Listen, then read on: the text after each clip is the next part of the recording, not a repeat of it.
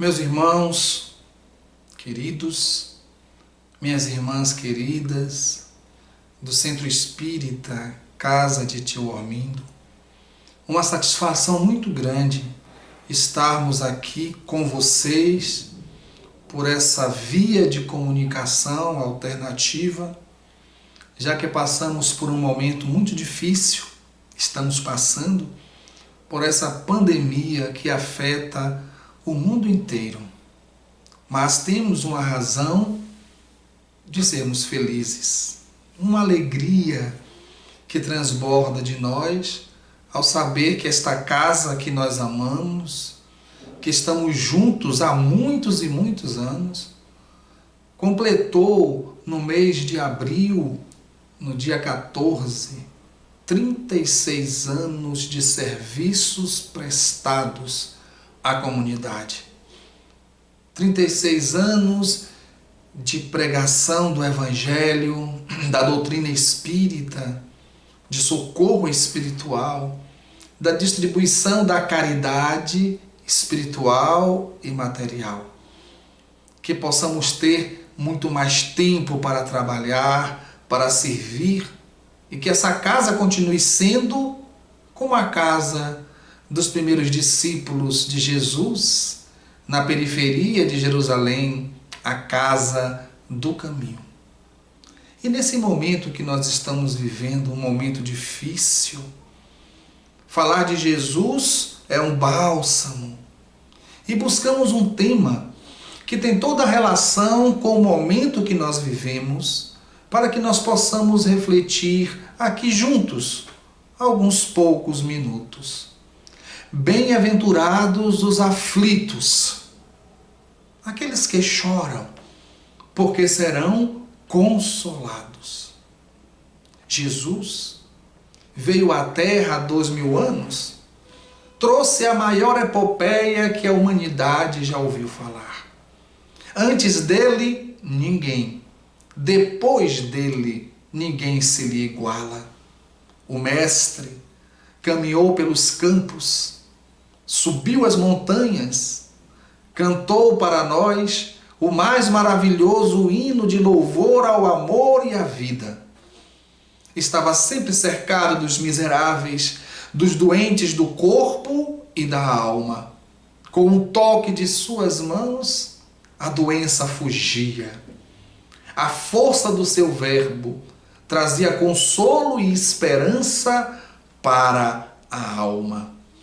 E ele sobe na montanha e canta para todos nós aquele sermão maravilhoso, que está lá em Mateus, a partir do capítulo 5. Muitas pessoas leem apenas as bem-aventuranças, mas o capítulo é grande. O sermão da montanha foi grande, verdadeiro código de amor, de ética, de moral. E hoje nós vamos nos deter em um pequeno pedacinho desse sermão. Um pequeno pedacinho das bem-aventuranças. Aquela que fala sobre os aflitos, os que choram, porque serão consolados. E aí nós pensamos, ser feliz porque está chorando? Porque bem-aventurado é feliz. Feliz é aquele que é aflito, feliz é aquele que chora, porque será consolado. Que consolo é esse? E aí quando nós pensamos em aflição, nós pensamos onde está a justiça nas aflições.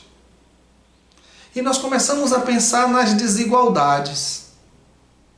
E começamos a perceber que se levarmos em consideração que nós só passamos pela Terra uma vez, se levarmos em consideração que não existe reencarnação, na realidade não seria uma justiça, seria uma injustiça. Porque as desigualdades estão aí. E nós nos perguntamos, ora, por que uma pessoa nasce com um corpo saudável, forte, robusto, e vai morrer aos 90 anos dormindo, enquanto outros nascem deformados, com o corpo frágil, na cama e da cama não saem, numa morte lenta, sofrida e dolorosa. O que eles fizeram? Se levar em consideração uma só existência física, onde está a justiça? E as pessoas dizem, porque Deus quis. Então Deus seria um ser que iria impor a um a dor e a outra a felicidade? Por que uns nascem ricos, em berço de ouro, enquanto outros nascem na miséria, num barraco, vão morar embaixo de um viaduto e passam a vida inteira nesse sofrimento? Porque uns têm um desenvolvimento intelectual e encontram meios para desenvolver esse intelecto, enquanto outros nascem com dificuldade de entendimento e as próprias circunstâncias dificultam o desenvolvimento da sua inteligência. Se você observar apenas uma existência, a revolta toma conta de nós. Porque isso tiraria a justiça de Deus. E Deus estaria ali jogando com as pessoas. Não, esse eu quero que nasça doente. Esse vai nascer saudável. Ou então, se não se acredita em Deus, o acaso faz com que aconteçam as coisas.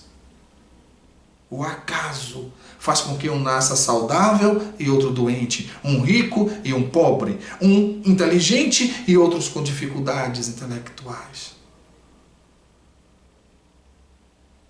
Só a reencarnação, que nos traz na prática a lei de causa e efeito, pode explicar essas anomalias, podem explicar essas dificuldades. Somente a lei de causa e efeito que nos mostra essa semeadura e essa colheita. A necessidade de colher o que se plantou, se não nesta vida, numa vida anterior.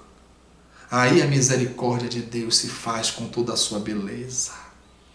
Não condenando o ser ao inferno eterno por causa dos seus erros, mas dando-lhe a oportunidade para que ele possa recompor, reeducar-se, reabilitar-se diante da vida. Pois bem, meus irmãos queridos e minhas irmãs queridas, quanta saudade de vocês. Mas vamos continuar. Toda vez que nos depararmos com a dor, é importante a gente pensar em duas perguntas. Duas perguntas devem ser feitas. Uma para o entendimento, outra para o esforço do crescimento e do enfrentamento da dificuldade. Normalmente, quando nós sofremos, a primeira pergunta que nos vem à mente é: por quê? Por que, Senhor, eu estou sofrendo tanto? Mas uma pergunta que nos traz mais benefícios do que o porquê é o para quê. Porque o porquê tem a ver com o que nós fizemos no passado e nem sempre lembramos. Mas o para quê vai nos dizer qual o objetivo, onde isso vai nos levar, quais as vantagens de enfrentar isso. E aí no Evangelho segundo o Espiritismo, tem lá, nesse capítulo de bem-aventurados os aflitos, porque serão consolados, as causas atuais e as causas anteriores das nossas aflições e das nossas dores.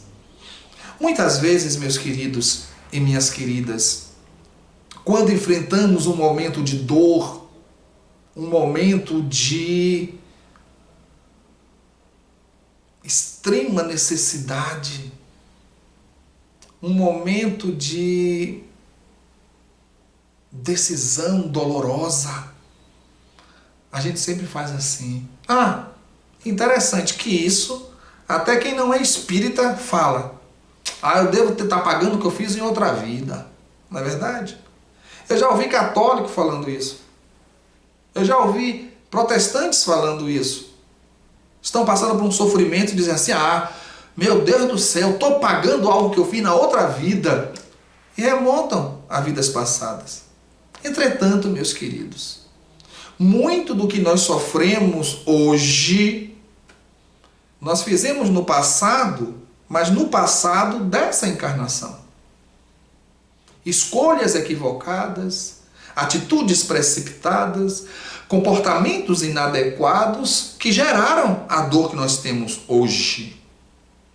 Por exemplo, uma pessoa que fuma, acende um cigarro no outro, desenvolve um câncer de boca, de língua, de pulmão, ela vai dizer que foi em vida passada? Não. Nessa vida atual. Alguém que bebe todos os dias, todo tipo de bebida alcoólica, e depois de 4, 5, 6, 10 anos nessa vida desenvolve uma cirrose hepática, o fígado está totalmente disfuncional, ela vai dizer, não, isso eu estou pagando coisas que eu fiz na outra vida? Hipótese alguma. Então, meus queridos, existem algumas aflições que nós enfrentamos que são consequências de atitudes equivocadas nesta atual encarnação e que nos serve de aprendizado. Entretanto, se nós estamos passando por uma dor, se nós estamos passando por um problema muito difícil, enfrentando uma situação muito dolorosa, e a gente olha para trás e analisando a nossa existência atual, não encontramos a causa, sem dúvida alguma, está em outra existência. Porque isso é lei. É uma lei de causa e efeito. Você não vai plantar limão e colher laranja. Você não vai plantar pimenta e colher morango. Jesus já dizia, não se colhem uvas em espinheiros, nem figos em sarças. Não é verdade? Então, é uma lei que se faz. E essa lei, ela é aplicada justamente no processo reencarnatório. A reencarnação, ela tem a função de fazer com que a criatura evolua. A gente não nasceu para sofrer, a gente nasceu para evoluir. A dor é consequência de nosso livre-arbítrio, da nossa escolha. Temos o livre-arbítrio para escolher, mas temos a responsabilidade de arcar com as consequências de nossa escolha, sem dúvida alguma. Só que tem um detalhe. Muitas vezes, quando se fala de lei de causa e efeito, quando se fala de programação reencarnatória, quando se fala da própria reencarnação, muitas vezes nós pensamos, paramos, analisamos e pensamos, e muitas vezes falamos, eu estou sofrendo porque no passado eu fiz isso, isso, isso, isso, isso. E nós achamos que o pagamento das dívidas, o ressarcimento das dívidas do passado, seja o passado remoto ou o passado mais recente, só podemos fazer com a dor. E não é verdade. Não é verdade. E muitas vezes espíritas que não estão debruçados no estudo. E eu já ouvi isso. Pessoas se dizer espírita e dizer assim: ah, não, eu não vou fazer distribuição de alimentos na rua não, porque se ele está ali é porque ele fez alguma coisa no passado, ele tem que pagar. Se eu for distribuir alimento, eu vou estar tirando dele a oportunidade de pagar. Que absurdo. Absurdo. Porque para ele estar naquela situação é a oportunidade de ressarcir, mas para nós é a oportunidade de praticar o amor, de praticar a caridade, de devolver àquele ser aquilo que ele tem direito, a dignidade humana. Então, meus irmãos, nem sempre ressarcimos o passado com sofrimento. Normalmente a dor surge quando o amor não foi ouvido. Porque tem um detalhe que não podemos esquecer. Deus é justo. Está lá no Livro dos Espíritos, 1º capítulo, Atributos da Divindade. Deus é soberanamente justo e bom. Olha que coisa interessante. Ele não é só justo, ele é justo e bom. Isso quer dizer que a justiça divina vem de mãos dadas com a misericórdia. E Jesus fala sobre isso. Quando ele diz daquela forma poética: a semeadura é livre, mas a colheita é obrigatória. Isso é justiça. Jesus aí está falando da justiça, que a semeadura é livre, mas a colheita é obrigatória. Mas depois Jesus diz: mas o amor cobre a multidão de pecados. Ele está dizendo aí que é a misericórdia. Existe a justiça de você colher o que você plantou, porque você errou. Mas existe a misericórdia que diz que o amor é capaz de cobrir essa multidão de pecados. O amor é capaz de fazer você ressarcir essa quantidade de equívocos. Então, a dor pode ser modificada. A dor pode ser atenuada, sim. Eu lembro que tem um caso muito conhecido no Espiritismo de um homem que ele, numa encarnação passada, ele tinha feito coisas terríveis. E nessa encarnação estava programado para os 35 anos de idade, num acidente de automóvel, ele perdeu o braço.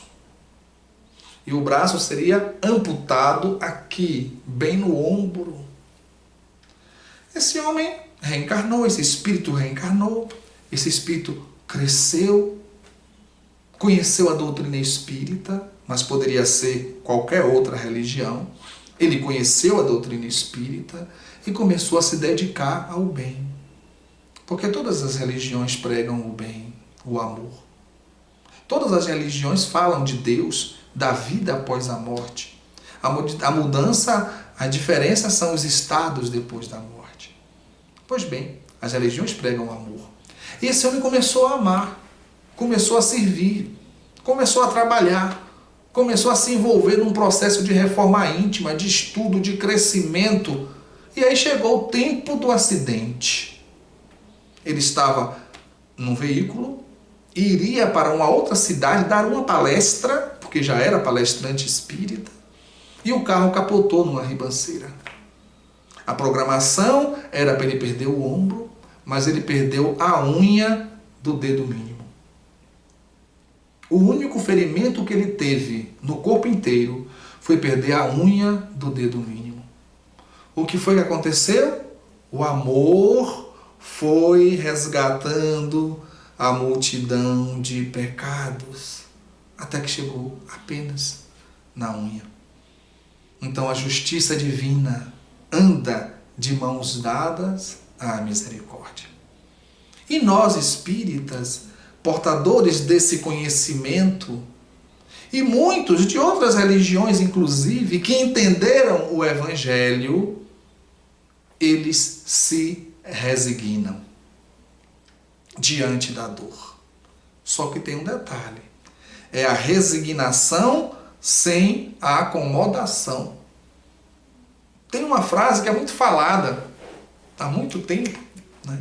A pessoa diz assim: Senhor, me ajude a transformar o que eu posso mudar, a aceitar o que eu não posso mudar e a ter sabedoria para distinguir uma coisa da outra.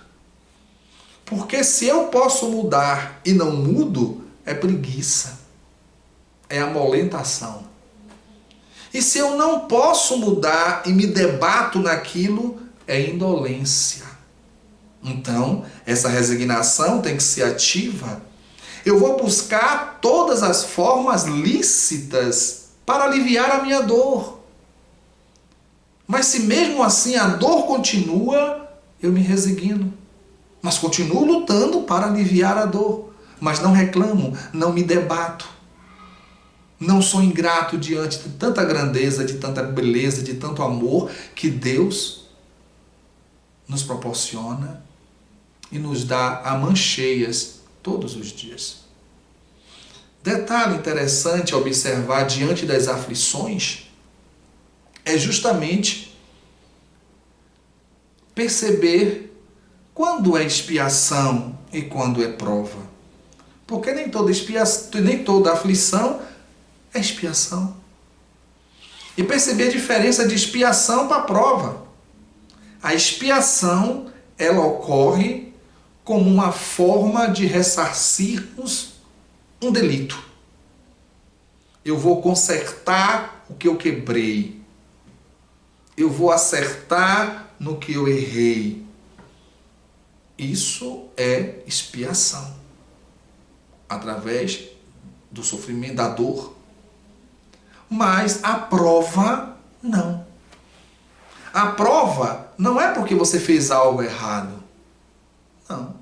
A prova é uma oportunidade de ascensão de degrau. A prova é o que acontece na escola. O aluno estuda a unidade inteira. No final da unidade, o professor faz uma prova. E para que essa prova? Para perceber o quanto o aluno absorveu de tudo que foi dado a ele, de todos os ensinamentos. Então ele passa por uma prova. Ele não fez nada de errado.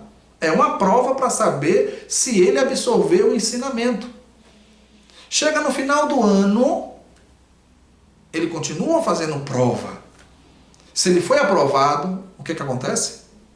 No ano seguinte ele está numa série mais elevada. Isso é prova. Mas se ele perdeu, o que acontece? No ano seguinte ele vai repetir tudo de novo. Isso é expiação. Tá certo? Então a prova não tem relação com delitos. O que tem relação com delitos é expiação. A prova é a oportunidade de ascensão. Expiação é a oportunidade de quitação com débitos do passado. Dentro da questão da dor, é importante a gente fazer uma diferença também entre dor e sofrimento. A dor é o evento em si. O sofrimento é uma reação negativa da pessoa em relação à dor. Vou dar um exemplo. Dizem que certo dia a irmã Dulce, ela estava numa cadeira no Hospital Santo Antônio, com oxigênio numa narina, sonda na outra narina, soro no braço, sentadinha lá, aquele jeitinho dela. E uma amiga chegou e disse: irmã, como a senhora está? Ela respondeu: eu estou bem. Quem não está bem é meu corpo. Olha que percepção. Ela disse: eu estou bem. Quem não está bem é o meu corpo. Então ela sentia a dor, mas a reação dela não era de sofrimento. Já tem pessoas que sente dor, e aí lamúria, e aí reclama, e aí, sabe, meu Deus do céu, ninguém sofre mais do que eu. E tem pessoas que nem sentem dor e sofrem. Por exemplo, às vezes acontece muito isso, principalmente para quem é assalariado. No final do ano a gente pensa às vezes, eu vou trocar o piso da casa, eu vou trocar o sofá, vou trocar aquela estante. Só que a gente tomou um empréstimo no banco. E aí quando chega no final do ano, a gente percebe que as dívidas levaram o 13º todo. E não vai dar para comprar nada. O que é que a gente faz? Ai, meu Deus, eu sou um desgraçado mesmo. A minha vida para ir, que sofrimento, para ir. Poxa vida, esse é o pior Natal que eu já tive. Estragou o meu ano. Isso é um sofrimento sem dor, gente. Desnecessário. Por falta de percepção da própria vida. Por falta de resignação. Deu para entender a diferença? E em relação à dor, meus irmãos, em relação a ressarcir o passado, quando Jesus disse, bem-aventurados aflitos, porque serão consolados, não era qualquer aflito. Não era para todos os aflitos essa máxima. Não. Bem-aventurados os aflitos, os que choram, porque serão consolados, mas aqueles que sabem sofrer. Aqueles que entendem o sofrimento, aqueles que não se revoltam, aqueles que não são indolentes, aqueles que não buscam culpar os outros ou culpar Deus, aqueles que não ficam de queixumes, esses não tem como consolar. Como é que você vai consolar uma pessoa dessa? Não tem como. Ela se acha a pior das pessoas e só quem sofre no mundo é ela, e é culpada de Deus, ou culpa do vizinho, ou culpa do familiar. Não tem como você consolar. Mas aquela pessoa que compreende, que entendeu, que pode ser uma prova para ele crescer, ou pode ser uma expiação para ele ressarcir, ele agradece a Deus, obrigado Senhor, a oportunidade de eu me quitar com a lei para me libertar e seguir o caminho do meu processo evolutivo. Quem já tomou bezetacil aqui? Nem todo remédio é indolor. Existem remédios que doem. Quem já tomou chá de alumã? Quem já tomou emulsão de Scott? Olha, fui lá atrás agora. Horrível. Nem todo remédio é doce. Nem todo remédio é saboroso. Assim também na vida. Na vida. E às vezes, na maioria das vezes, o sofrimento é um remédio. A dor é um remédio. O sofrimento não, a dor. A dor é um remédio. E nem sempre, né? A gente vai encarar a dor sorrindo, porque não chegamos ainda nesse nível. Mas não reclamar já é um bom começo. Sem falar de um detalhe muito importante. Quando Jesus diz, meu reino não é deste mundo. Ele está dizendo que a felicidade também não é desse mundo, porque estar no reino de Deus é estar possuindo a felicidade. Mas nós vivemos num mundo de provas e expiações. Aqui você não vai encontrar anjo reencarnado entre nós? Não. Jesus foi e é, mas nós não. E às vezes nós falamos assim, a terra é um mundo de provas e expiações, por isso eu estou aqui. Não é bem assim não. A terra é um mundo de prova e expiação porque eu estou aqui. Sou eu que faço a terra ser um mundo de provas e expiações. Porque a categoria do mundo está diretamente relacionada ao nível dos seus habitantes. E se os habitantes da terra são espíritos imperfeitos, ainda egoístas, que semeiam ódio, vingança, por isso que a terra é um mundo de provas e expiações. Quando nós melhorarmos, ela irá ascender na escala dos mundos. Então, muitas vezes, nós colocamos as expectativas de uma felicidade na Terra e achamos que ter felicidade na Terra é não ter problema, é não sentir dor. Impossível, meus irmãos. Aqui é um mundo de provas e expiações. A Terra é um purgatório. Verdade, está lá em O Livro dos Espíritos. A Terra é um purgatório. Onde nós estamos aqui espiando, provando para crescer, para evoluir. E um detalhe muito importante: tudo passa. As dores vão passar. As angústias vão passar. O coronavírus vai passar. Nós, fisicamente, passaremos. Porque como espíritos, nós somos imortais. Mas fisicamente, existe a finitude do corpo físico. Mas nós continuaremos em busca do nosso processo. E quando chegarmos ao nível de espíritos elevados, espíritos puros, não haverá mais dor, não haverá mais sofrimento. Seremos um só rebanho, para um só pastor, plenificados, iluminados e felizes. Muita paz, meus irmãos e minhas irmãs do Centro Espírita Casa Tio Armindo. Parabéns pelo aniversário.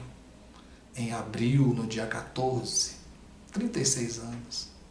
Que possa ter mais 36 vezes 36 e continuar iluminando todos aqueles que se aproximem. Jesus nos abençoe e continue sendo o caminho por onde devem trilhar os nossos pés. Muita paz.